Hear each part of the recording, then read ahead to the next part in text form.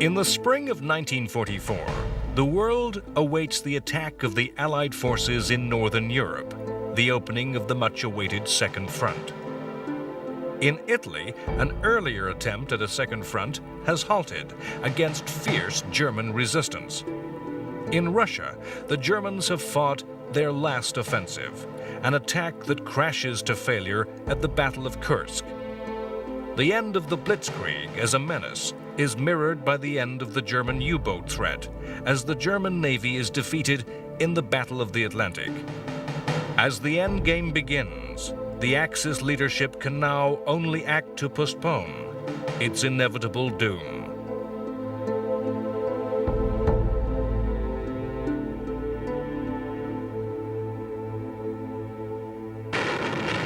The previous autumn, the Italian advance of the Allies had stopped before the town and hill of Monte Cassino. In the spring of 1944, 4 battles were to be fought in an attempt to take the town that dominated the front and prevented any move north. First, U.S. forces were repelled at high cost by the Germans. Then Indian and New Zealand troops, assisted by heavy strategic bombers, made 2 attempts to take Cassino, both times defeated with heavy losses. By the April of 1944, the Italian campaign had reached crisis. The success of the Germans was giving Hitler hope. The battles seemed to prove that German arms could deny both the greater numbers and material strength of the Allies. Both American and British generals admitted themselves bereft of ideas. The position was finally prized open by fresh minds. Free French troops drawn from Moroccan hill tribes found ways through mountains thought impassable and encircled Cassino. Free Polish troops made a near-suicidal attack from the south. Cassino fell, and the Italian front opened for movement. In the release from the frustration that the fight for Cassino had generated, clear military judgment became clouded by ambition and lust for glory. As the Germans retreated from Cassino, American armies could have overtaken and encircled their enemy, perhaps ending the war in Italy. Instead, U.S. General Mark Clark, an officer who felt the failure at Cassino personally and suspected the British of attempting to steal the glory of victory, ordered an advance on Rome, and the Germans fled northwards in safety. On June 4th, American forces entered Rome in triumph. Meanwhile, German engineers were preparing a new complex line of fortifications against which the battle would have to be fought all over again. Soon, the glory of the capture of the Italian capital would be overshadowed by greater events. As Cassino fell, in the Pacific, U.S. forces for the first time occupied Japanese territory. The Marshall Islands were a remote group of 36 Micronesian atolls forming part of the outer perimeter of Japanese defenses. In a brilliantly planned and executed attack which used intelligence derived from broken coded signals, which enabled the U.S. forces to find the weakest points in the Japanese fortifications, the islands were taken over by 80,000 troops. In the spring of 1944, fighting continued in the struggle along the borders of Burma, India, and China. British Empire forces were on the defensive against renewed Japanese attacks. Based on the adage that attack is the best form of defense, the Japanese had mounted an offensive to preempt a British and U.S. invasion. 85,000 Japanese troops attempted to take the remote towns of Impal and Kohima, towns that were effective gateways into India. The British Empire troops were ordered to resist, with no retreat or surrender, and Imphal and Kohima were besieged. The British supplied their troops by air, the Japanese not at all, and their troops began to suffer from starvation and disease. The British troops defied Japanese attack after Japanese attack for 80 days, with increasing desperation on both sides. In late June, the Japanese were forced to withdraw. Only a quarter of their troops had survived. The British began preparations to pursue their enemy. For nearly 4 years, Western Europe had suffered German occupation. However, it was clear to the world that this era of history was ending. All over southern England, the signs were that the invasion was coming. A massive assembly of men and material was gathering. The Allies aimed to bring an overwhelming strength to bear against the Germans. The invasion was given a secret codename, Operation Overlord. The coast of Britain, to a depth of 16 kilometers, became a secret forbidden military zone. Villages evacuated of civilians, countryside and coast requisitioned by the military, as armed forces practiced and practiced again the skills of amphibious warfare.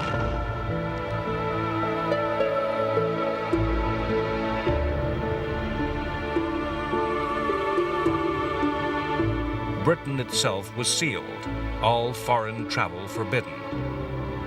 The invasion was the product of lessons learned in many previous operations, where the armies, air forces, and navies of different nations cooperated in detailed, coordinated action.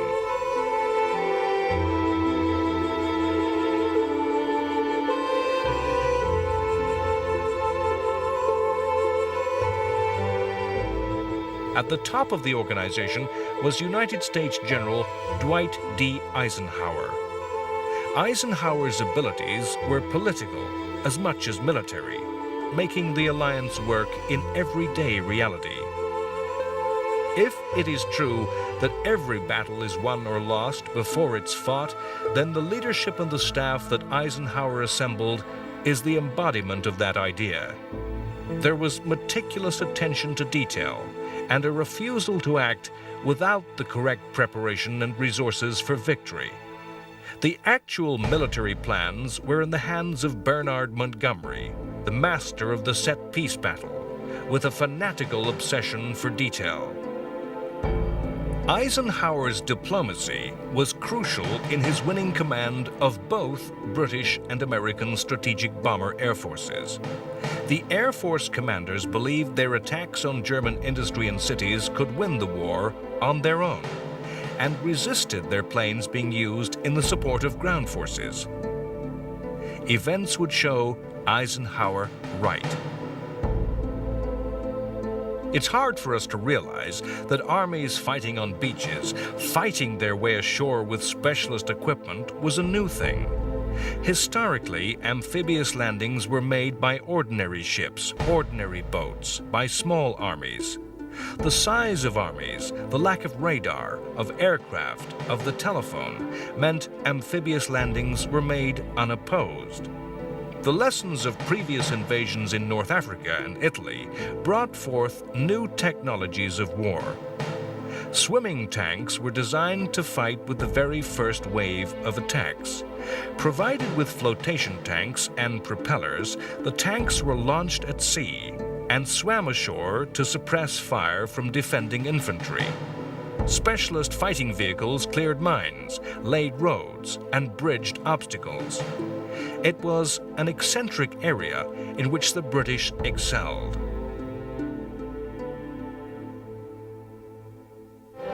The Allies' preparations and rehearsals, though, could not be hidden. It was not hard for the Germans to guess which beaches could be targeted for landing. It was obvious that the invasion would be mounted within the range of fighter cover from planes flying from England. It was not difficult to determine when time, tide, and weather would be right. Two broad strategic options lay open to the Allies. First, to attack across the English Channel at its narrowest, to land near Calais.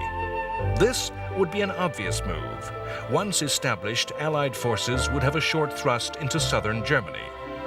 The alternative would be to attack in Normandy, further to the west. The Allied forces mounted a complex campaign of deception aimed at fooling the Germans into thinking that an invasion was to fall on Calais, when in fact the attack was to be made in Normandy. A phony military formation was created, the 1st U.S. Army Group. This imaginary unit was based opposite Calais. The Germans were able to listen in to signals passed between fictional units.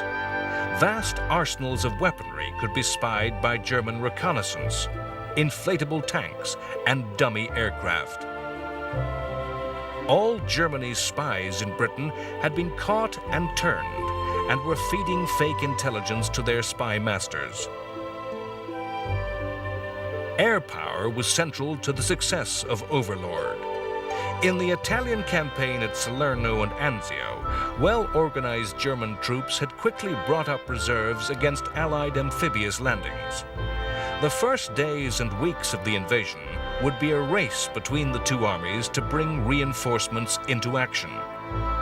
Air power was crucial to the Allies winning that race, attacking the roads, the railways, and the bridges the German army would use. In April and May 1944, more than 11,000 aircraft of all types flew 200,000 sorties against targets in France. Communications, airfields, military bases, coastal guns, and radar stations. The railway system of northern France was almost entirely destroyed. The air forces were important in the deception, too. 3 times as many bombs were dropped in the east aimed at the Calais region as were dropped near to the true Normandy target. The Luftwaffe was entirely overwhelmed. It had a mere 300 aircraft to match 11,000 of the Allies. The disruption wrought by the Allied air forces was complemented by the actions of the French resistance.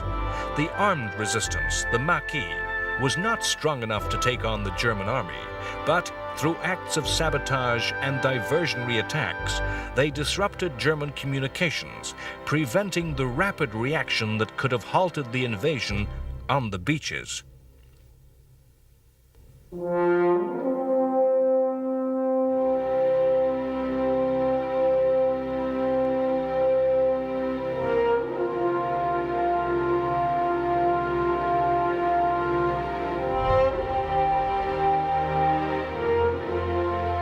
The number of ships involved on June 6th is stupefying to the imagination. 6,483 vessels were to cross the Channel. So large a fleet that had Calais been chosen, there was not enough sea room for such a fleet where the Channel was at its narrowest. The fleet included 4,000 landing craft and hundreds of specially adapted transport ships and stretched from horizon to horizon in every direction. 7 battleships, 23 cruisers, and more than 100 destroyers accompanied the troop transports. On D-Day, these ships engaged the German coastal guns. Germany had but 4 destroyers and 39 motor torpedo boats. Germany's plans to resist invasion were no less detailed. Allied troops were to be met on the beaches by a formidable line of bunkers and coastal guns, the Atlantic Wall. The defenses were organized by Erwin Rommel. He intended any invader to be pinned down on the landing beaches by what were called the static divisions manning the forts, and then hit by a mobile reserve of panzer forces held inland. The Germans stripped the French Maginot Line to build the Atlantic Wall. They laid millions of mines and devised cunning traps and obstacles for landing craft and tanks. The destruction of the coastal defenses by the warships needed daylight. The landing craft needed low water, early in the morning, and the airborne attacks to be made at night needed the full moon. This narrowed the date for D-Day to the 5th, 6th, or 7th of June. Bad weather on the 5th caused the attack to be put back 24 hours. The first forces to land in France did not storm ashore from landing craft. Rather, they arrived in the early hours of the morning of the 6th. Landings were made by over 23,000 parachute and glider troops. The airborne landings were made on the flanks of the invasion zone to protect the beaches from counterattack, whilst the seaborne forces established a bridgehead. The ground forces were delivered to 5 landing beaches. In the east, 2 areas, codenamed Utah and Omaha, were the responsibility of the American forces. The experience of fighting on the 2 beaches was very different. On Utah Beach in the far west, the American forces met perhaps the weakest of German troops. 3 battalions of infantry defending the beaches surrendered without firing barely a shot. The Utah casualties of 197 were the lowest of any on the day of the invasion, in comparison to the 23,000 who came safely ashore. In contrast, the U.S. forces landing on Omaha underwent the very worst of ordeals endured by any troops on June 6th. The U.S. 1st Division came ashore to be met by perhaps the very best troops that the Germans had stationed on the coast. The American soldiers landed on beaches overlooked by cliffs, beaches onto which the Germans were able to direct murderous artillery fire. At Omaha, the swimming tanks were launched too soon, and many foundered in heavy seas. Without the support of these tanks, the infantry on the beach was vulnerable to German infantry in fortified positions. Omaha Beach has been called a disaster and portrayed in fiction as hell. Yet, despite 2,000 deaths on the first day, 34,000 came ashore.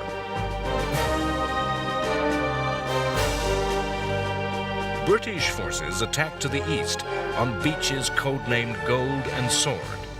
On Juno Beach, the invaders were Canadian. On all 3 landing zones, the German defenders were not the best and were thinly spread. On Sword and Juno, the landings were made easily against little opposition. Before midday on June 6th, the troops were able to join up with the airborne forces, dropped in the rear of the Germans. Overlord was a complex operation, dependent upon every element playing its part.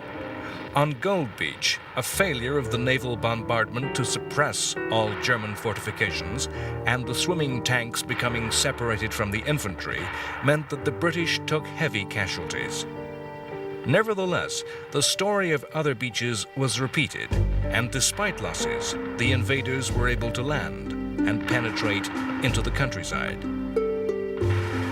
An important lesson of the fighting in Italy was the need to maintain a safe and plentiful line of supply. The Allies needed to bring supplies and reinforcements ashore faster than the Germans could move the same overland by road and rail. The Overlord plan involved capturing the French port of Cherbourg, but 2 technologies were developed that enabled the Allies to have a secure supply. Allied civil engineering became as inventive as any work in radar or electronics. A floating harbor system was built out of concrete, codenamed Mulberry and weighing 1.5 million tons. The harbors were floated across the channel in parts and then sunk into place to provide an instant port. Later in the campaign, a flexible oil supply pipe was laid under the sea to deliver a constant flow of fuel. In the 3 weeks following the invasion, the Allies moved more than 800,000 troops across the channel. They joined all the beachheads together and captured the port of Cherbourg. Yet the invasion fell behind schedule. The territory held by the Allies was too small to hold the troops that had been transported. Not enough airfields had been captured. Germans, skilled in anti-tank and defensive warfare, were defending stoutly in the countryside that the French called bocage. Bocage was a medieval field system. Over hundreds of years, thick hedgerows had grown to create deep sunken lanes that provided the Germans with row after row of ready-made deep trench lines, ready-made defenses that could stop tanks. The same roads forced attackers into vulnerable single file, traps with no room for maneuver. The Norman town of Caen was a D-Day objective. 3 weeks after D-Day, it was still German-held.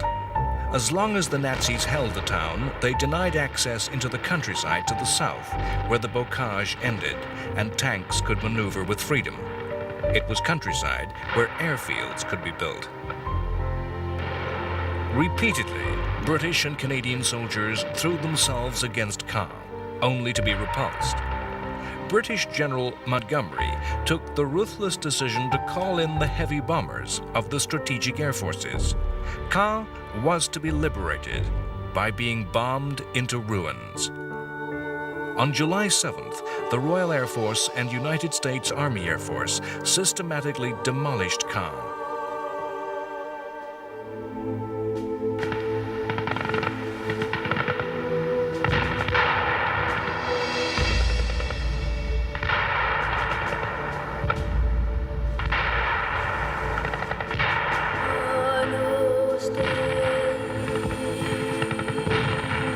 In the next week, the British and American armies fought a series of fierce battles as they pushed the perimeter of the beachhead ever south.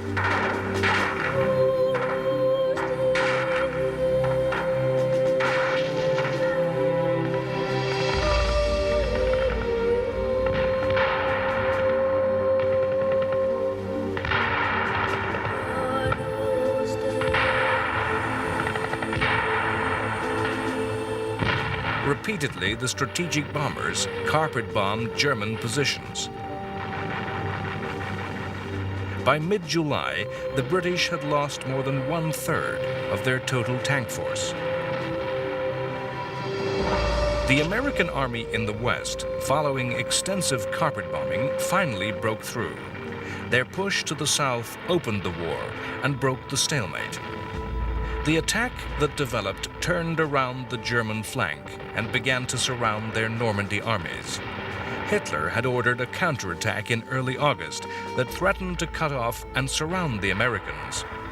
Again, the great secret of the broken German codes came into play. The Allies were ready and waiting, and the Germans were defeated with heavy losses. The tank came of age in World War II.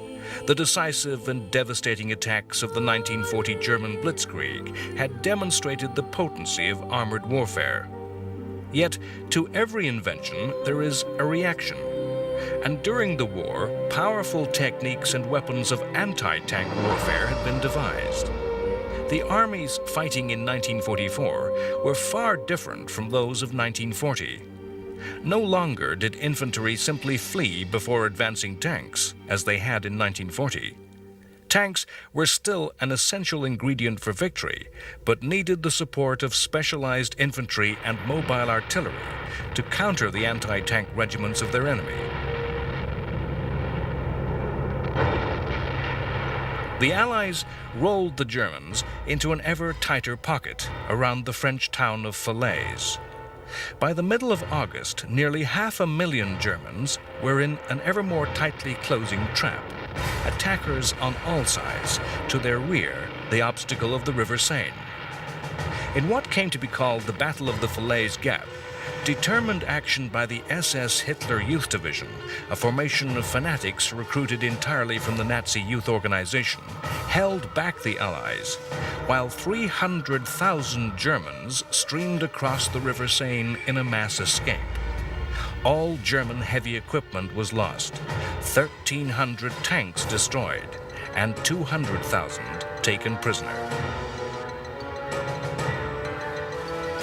The original Overlord plan intended the Allies to halt at the Seine, to regroup and reorganize. Instead, Eisenhower decided to capitalize on the victory won and ordered pursuit of the Germans across the open country of France. Hitler had not allowed the preparation of any fallback defensive positions. There was nowhere to hide, nowhere to stand and fight. The Germans had to run all the way to Belgium and the Netherlands, even to the borders of Germany itself. Hitler's strategic common sense had not entirely deserted him. Realizing that long lines of supply would weaken the Allies, he commanded all channel ports garrisoned by stay-behind forces to be turned into fortresses and defended to the last. As the Allies neared the borders of the Low Countries in early September, few thought the war would last into 1945. In mid-August 1944, as the Normandy battles were reaching their height, the Allies mounted a second invasion of France on the Riviera. Originally planned to be simultaneous with the Normandy attack, a shortage of landing craft caused the southern invasion to be delayed. Again, there was a massive naval bombardment, and once again, the Allies enjoyed massive air superiority, with 2,000 planes against 200 German. Once initial resistance had been broken, the task of the American and Free French armies was of pursuit and entrapment of the constantly retreating Germans. The Riviera landings threatened to confound Hitler's plan that Paris should be turned into a fortress and battleground. Hitler talked of the French capital as a Stalingrad that would entrap the Allied armies and lead to their annihilation, enduring the same fate as befell the German army at the Russian city a year before. The Riviera landings threatened to surround Paris and instead make the city a trap for the Germans. On August 18th, when it became apparent that the Allied armies were threatening to overwhelm the occupiers, the population of Paris rose in revolt, and fighting broke out on the streets. Eisenhower and Montgomery refused to attack for the sake of attacking. They too saw the lesson of Stalingrad. They ruthlessly believed that liberation could wait, and only military necessity justified attack. As it became clear that the city was fighting to free itself, the Allies were forced to act. Leader of the Free French, Charles de Gaulle, feared that French communists were attempting a takeover and using the fighting to eliminate their rivals for power in post-war France. The Allies agreed that Free French forces could be released, and on August 23rd, their tanks entered Paris. The German command surrendered. De Gaulle led Allied forces in a march of triumph down the Champs-Élysées.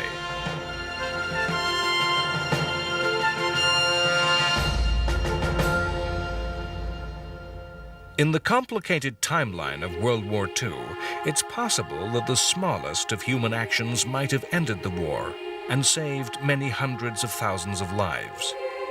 On July 20th, there was an assassination attempt upon Hitler.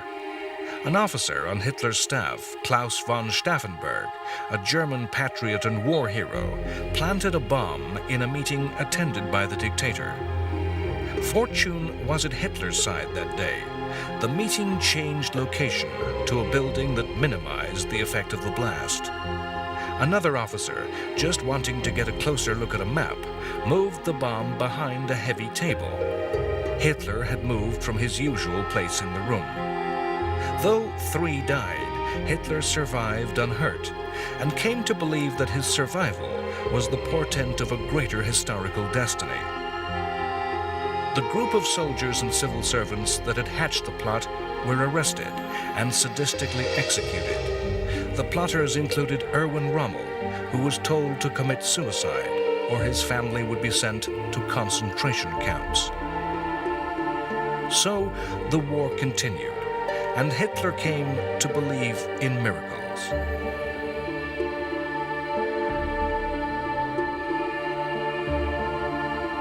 The Allies enjoyed the results of many new technologies, new weapons, and new scientific ways of waging war.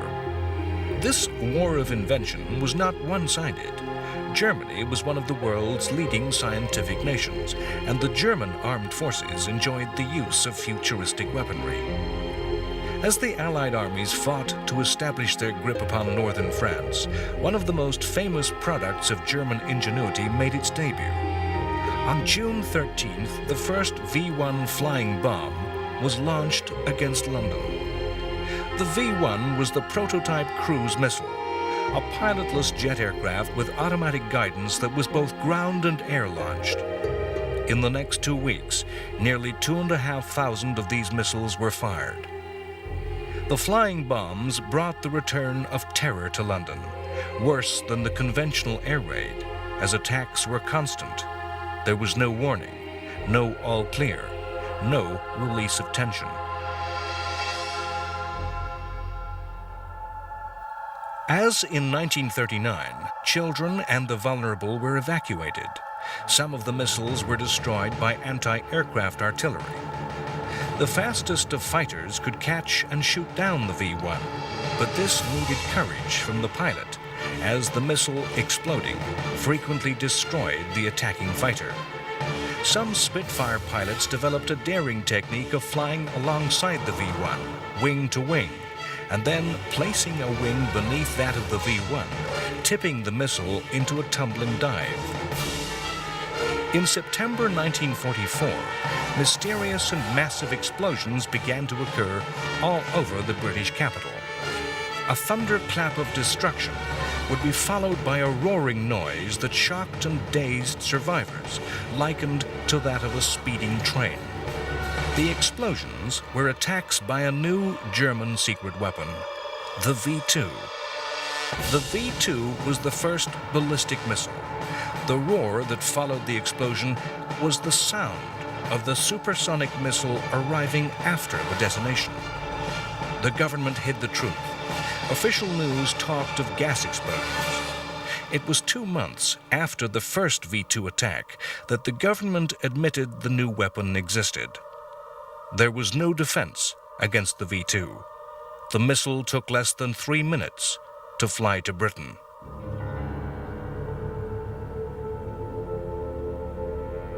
In the Pacific, the gradual process of erosion, of driving back the Japanese island by island, continued. In June 1944, yet more amphibious assaults began, this time in the Marianas Islands. The islands were important to both attacker and defender. The first target, Saipan, was an important Japanese base and within strategic bomber range of the Japanese home islands. The second U.S. objective, Guam, held important supplies of fresh water and was the best natural harbor in the western Pacific. Guam would also be a base for bomber attacks on Japan and a starting point for attacks to recover the Philippine Islands. As so often in these invasions of Pacific islands, the battle on land was preceded by a naval battle. The Battle of the Philippine Sea turned into the largest carrier battle of the war. The Japanese were outnumbered in nearly every aspect. The Americans had more than twice the aircraft, had 7 major carriers to Japan's 5, 8 light carriers to Japan's 4. Disparity in quantity was matched by difference in quality. After earlier battles, Japanese crews and pilots never regained the level of training and prowess they had enjoyed earlier in the war, and came to be surpassed in skill by the Americans. The quality of American radar and intelligence was also superior. A great air battle was fought, in which the Americans enjoyed such superiority that the fighting came to be called the Great Marianas Turkey Shoot. The Japanese lost nearly 2/3 of their planes. 2 Japanese carriers were lost, 1 to air attack, 1 to a U.S. submarine. With the naval threat destroyed, U.S. Marines had to fight a stern battle to take Saipan. 4,000 Marine casualties were sustained in the first 2 days. An invasion planned to last 3 days stretched to 3 weeks. The terrain of Saipan meant that the U.S. soldiers were forced to make repeated frontal assaults against dug-in Japanese. The defenders fought with fanatical determination. In July, a mass suicide attack by the Japanese saw more than 4,000 Japanese troops killed in one day. Rather than surrender, many Japanese chose to die by their own hand. The delays caused in the taking of Saipan allowed both defenders and attackers of Guam to make full preparations. The Americans opened the assault with the heaviest air and naval bombardments of the Pacific War. More than half the 20,000 Japanese defenders were killed before a single U.S. Marine landed. Although Guam was secured easily, the remnants of the Japanese forces fought on. The last surrendered in 1972.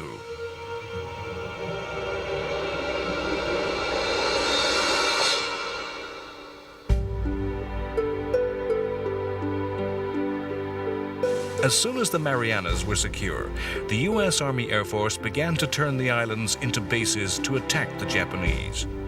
The raids were to be borne on the wings of a new aircraft, the B-29 Super Fortress. The B-29 was a huge aircraft that could carry a heavier bomb load at greater range than any other aircraft.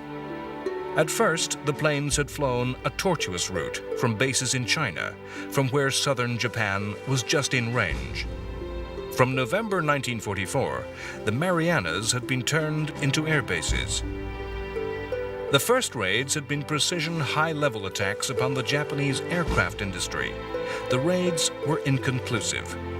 In the coming years, these tactics were to be abandoned in favor of mass area attacks against Japan's wooden cities.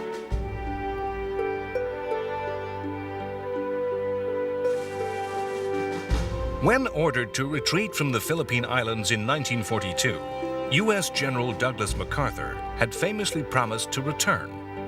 In late 1944, he gathered the forces to fulfill his vow. The Japanese occupation forces in the Philippines were ill-prepared to resist a U.S. invasion.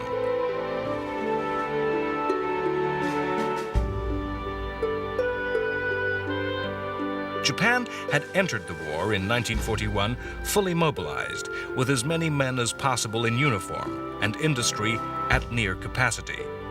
The United States Navy had imposed a tight blockade around the Japanese islands that severely restricted Japan's capacity to wage war.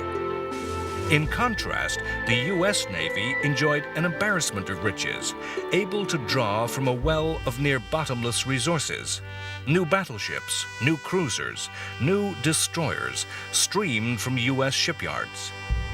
Of the most important ships in the war, the aircraft carriers, no less than 21 new major carriers had been launched since Pearl Harbor, 5 times the equivalent number of Japanese ships. The total number of aircraft the Americans could embark was 3,000, 3 times the Japanese strength. In September 1944, U.S. carrier aircraft destroyed Japanese air forces on the Philippines. In October, MacArthur assembled a fleet of over 700 ships. And following a huge bombardment by battleships, U.S. troops landed on the Philippine island of Leyte. Japan responded with the dispatch of a massive naval force. The Battle of Leyte Gulf, as the battle was to be called, remains the largest naval battle in world history. The Japanese plan was for their aircraft carriers to lure away the American carriers from the landings. Meanwhile, a separate force of Japanese battleships would attack the troop transports and the landed forces. The Battle of Leyte Gulf has been described as the last throw of the Imperial Japanese Navy. Effectively, every major warship that remained to Japan was thrown into the gamble. The last reserves of ships, men, and aircraft were deployed to effect a decisive battle. The battle was, at the same time, a carrier battle, where the air forces of the 2 carrier fleets engaged each other and the enemy carriers. And it was traditional battle fleet engagement, where big gun battleships fought each other in duels of naval artillery. The battle was complex, as the 2 fleets divided their forces and searched for their enemy amongst the scattered Philippine islands. Admirals on both sides lost their nerve, then found renewed determination. Massive Japanese battleships, the largest in the world, surprised light U.S. carriers, which fought courageous actions against opponents many times their weight. Destroyers attacked each other or mounted audacious attacks on much heavier ships. Ships were lost by both sides at Leyte, but the fortune of war smiled on America, and the result was a naval triumph which ranks as a victory alongside Trafalgar, as the U.S. Navy destroyed the Japanese. All 4 Japanese carriers and 2 of the battleships were sunk. Japanese Admiral Nishimura went down with his ship. With the naval battle resolved, the fighting on land began. MacArthur spectacularly waded ashore before the newsreel cameras. Further inland, 70,000 Japanese and 15,000 Americans died in the battle to establish a bridgehead. The Japanese failed to throw back the invaders, and a long battle for liberation began. It was at Leyte that a new word passed into the languages of the world: kamikaze. A kamikaze attack was a suicide attack by a pilot crashing his plane loaded with explosive onto an enemy warship. Throughout the war, in rage or fanatical desperation, Japanese aviators had crashed onto their enemies. It was at Leyte that the kamikaze attack became an official tactic. The kamikaze drew on Japanese mythology. The word kamikaze meant divine wind and referred to a miraculous tempest that suddenly arose to destroy a Chinese invasion fleet approaching the defenseless shores of medieval Japan. Kamikaze attacks were not always by aircraft. Japan was to deploy midget submarines, human-piloted torpedoes, and even small manned rockets in suicide attacks. It was the converted fighter aircraft that were to be the most effective. At Leyte, a U.S. carrier and an Australian cruiser were to be the first victims of the divine wind.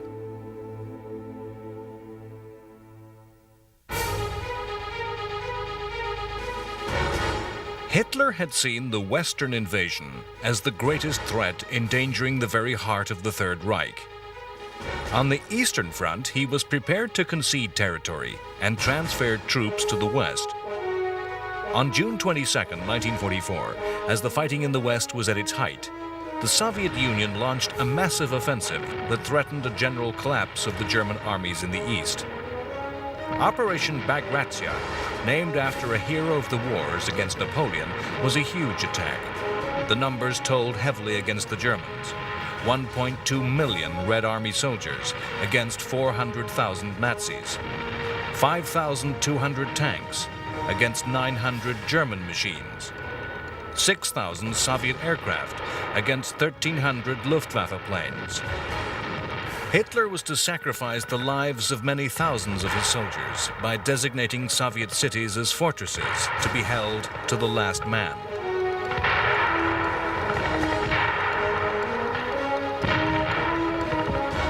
In just 5 weeks, the Russian armies advanced nearly 750 kilometers. By the end of July, the Red Army was 20 kilometers from Poland's capital, Warsaw. As happened at Paris, the population of the Polish capital, with the sound of Russian guns echoing over their city, rose in revolt. The Russians did nothing. They drove attacks to the south, into the Balkans, fighting in Bulgaria, Romania, and Hungary, and north into the Baltic states. Meanwhile, the Germans systematically destroyed Warsaw and killed more than 200,000 Poles. The Russians were already looking forward to the post-war order. The attacks to the north and south, rather than towards Berlin via Warsaw, were aimed at placing those states within the communist orbit. The Germans were allowed to destroy the Poles, to create a space that the Soviets would fill. The war aim of the Allies seems at first simple: the destruction of Nazism, the rolling back of Axis conquests, the liberation of enslaved peoples. Already in late 1944, the signs were there to see that the post-war world would not be a place of simple, straightforward certainty.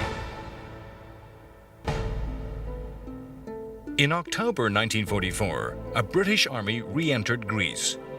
The occupation of Greece had crumbled since the capitulation of the Italians in late 1943. Control had passed to the Germans. Italian weapons had fallen into the hands of Greek resistance fighters, including the Greek communist partisans, the Hellas. The Germans had resorted to ever more harsh reprisals to maintain their rule. In October, the Germans took the decision to abandon Greece, and the Greek government returned with the help of British troops. The British stepped into a minefield of passionate and violent politics. In December, a demonstration in Athens by Greek communists turned into fighting as they were opposed by supporters of the returned government. In days, the British army was fighting Hellas in the streets.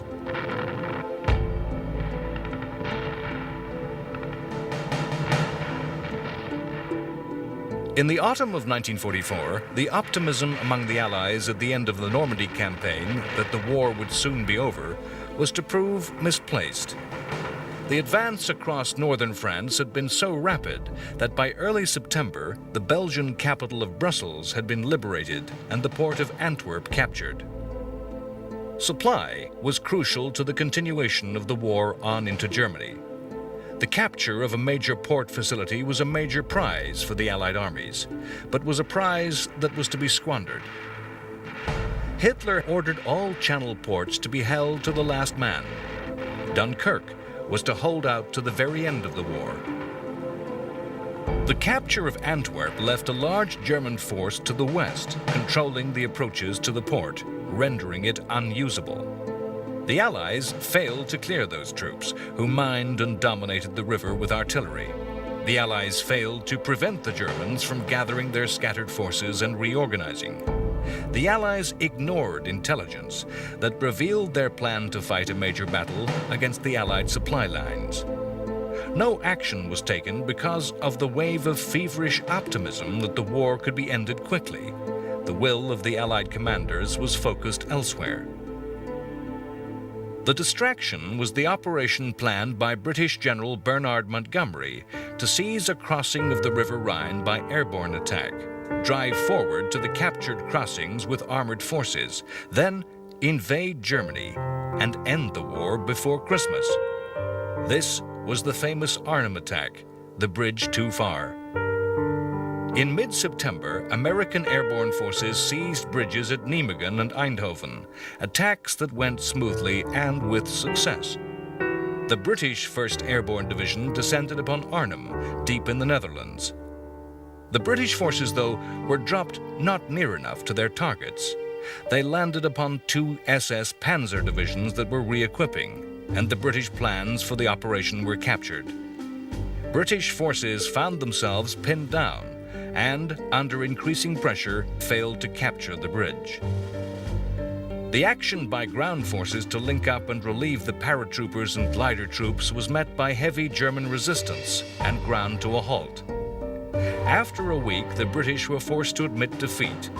What troops could be saved were, but 6,000 were taken prisoner and more than 1,000 killed.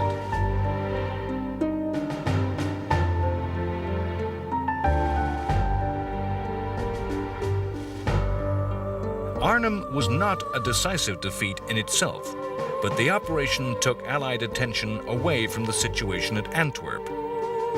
The failure to mount a simple mopping-up operation and make Antwerp port operational was to lengthen the war. After the chaos at Arnhem, the Allies had to fight a series of difficult actions against the German forces that had taken the opportunity to reinforce and prepare. The battles were fought across the flooded and waterlogged Low Countries. Attacks had to be made by commandos with amphibious vehicles. Canadian armies had to make repeated charges across open ground against prepared German artillery, surrounded by dense infantry defenses. Pillboxes and strongpoints had to be taken one by one in close infantry action. the towns of the region had to be cleared in fierce street fighting. In the midst of all this, engineers and naval minesweepers had to clear the mines and booby traps with which the Germans had filled the waterways. It was not until late November, more than 80 days after its capture, that Antwerp was brought into action. A desire for victory, of an end to the fighting, only condemned Europe to enter another year of war. Next time on World War II, The Complete History, in a desperate attempt to save Germany, Hitler attempts to repeat the triumph of 1940 with attacks through Belgium in what history comes to call the Battle of the Bulge. The Germans collapse in the east, and Russian armies enter Germany. They encounter Auschwitz, and the full evil of Nazism becomes known to the world.